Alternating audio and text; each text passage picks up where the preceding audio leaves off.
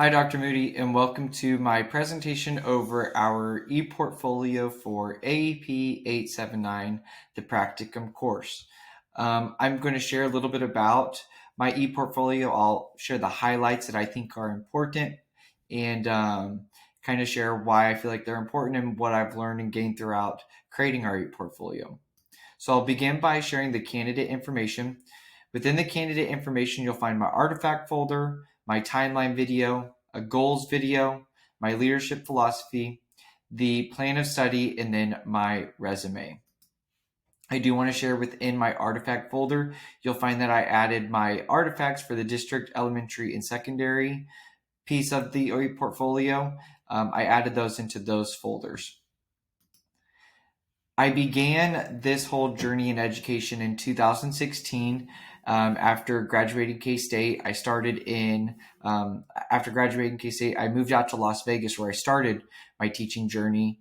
And I began teaching for the Clark County School District. I taught out there 5th grade and 6th grade for 4 years. And after that, kind of COVID happened, and I decided to move back to Kansas to be closer to family. And I began teaching for the Derby Public School District, where I taught 3rd grade. I taught 3rd grade for 2 years, and I'm just wrapping up my 3rd year in the Derby Public School District, but my 1st year as an instructional coach at another elementary school. I've learned a lot this school year serving as an instructional coach.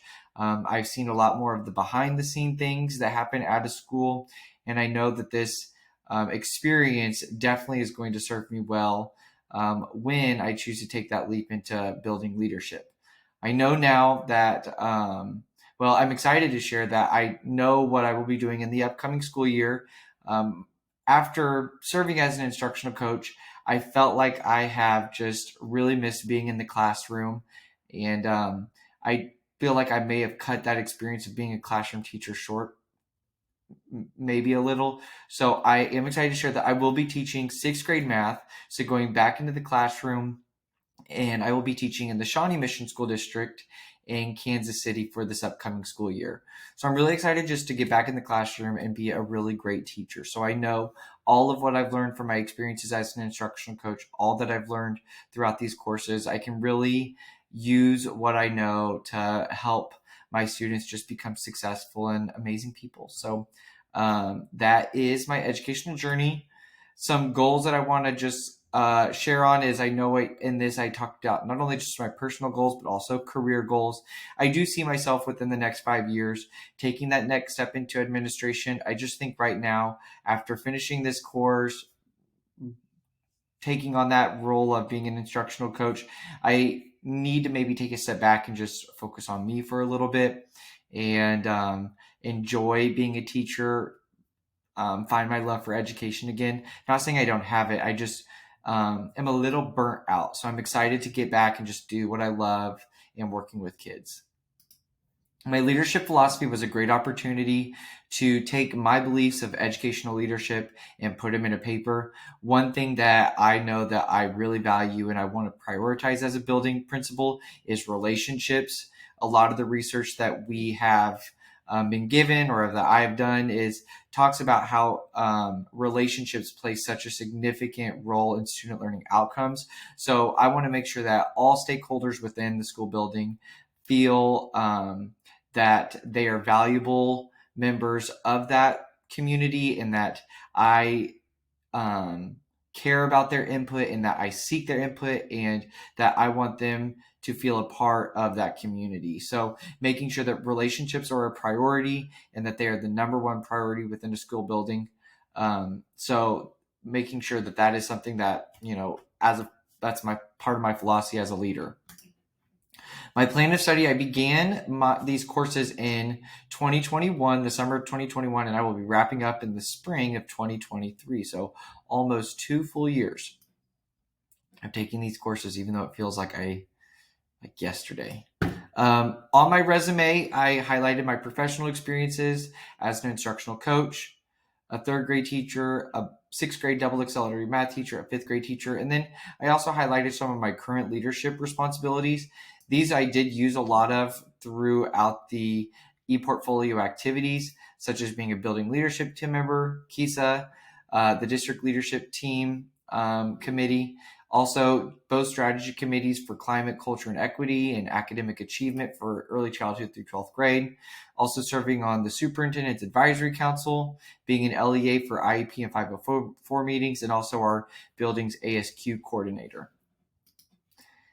Next, I'll share a little bit about the annotated bibliography, and let me tell you, I felt like that was a massive undertaking. However, after reflecting, which I talked about in my reflection, I do feel like that I procrastinated on this a little bit, which is probably why it felt more overwhelming than it actually was. I do feel like that I have a very my knowledge on educational topics has absolutely been increased through and because of this annotated bibliography. So yeah, it was a lot, but I know that it was worth it.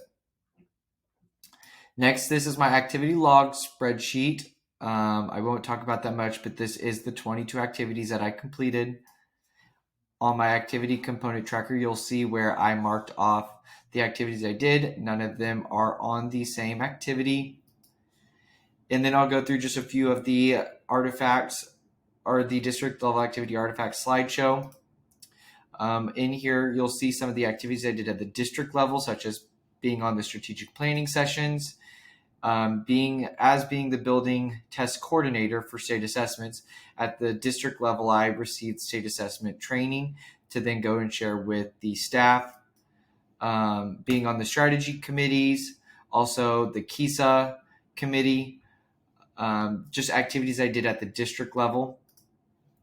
At the elementary level, a lot of things that, again, I was able to do because my building principal assigned them to me or were just a part of my current position and role. But serving on the building leadership team, providing the testing, security, and ethics training. Again, I added assignments from courses, PLC meetings, creating family newsletters for when I was a third grade teacher. I also did a lot of work on our building's master schedule, which again is what I'm working on for this upcoming school year. So that's been another undertaking, but I think that it is important to, if there's opportunities for improvements, I definitely think that we should be making those, especially if it's something that the staff is also asking for. For the upcoming school year, I created a survey and gathered information from staff on what changes they thought would be important. And then the building principal and I are making those adjustments to that schedule. I also, at the beginning of the year, did a coaching survey so I could better plan professional learning opportunities for staff. And then I highlighted the KEEP evaluation. At the secondary level, I used a lot of the activities from our courses to highlight the different standards. Here is my administration verification form. I did only have my building principal fill out the administration verification form, and this is because my building principal assigned me these responsibilities and oversaw all of the activities that I completed at both elementary, secondary, and at the district. Here is my reflection of our Practicum course. Again, in this, I highlighted the annotated bibliography. And one of the things that I gathered from this is, I felt overwhelmed with all the different things that were going on, not only with just like grad course, but also with my current job and just personal life things. And I felt like I wrote in here that I always felt like they were all at constant battle for attention. And I thought that was very symbolic of probably what it feels like being a principal, where all of these different things are just constantly battling for your attention. So I know that it's important for me to be able to prioritize different responsibilities, manage my time effectively, and then reach out for support whenever it's needed. And though that might not have been a learning outcome or a standard that was expected, it was something that I connected with in this. So I thought that was kind of a great kind of not mindset, but something to kind of figure out throughout this practicum course. So again, this is my ePortfolio. I will add my video highlight to this section.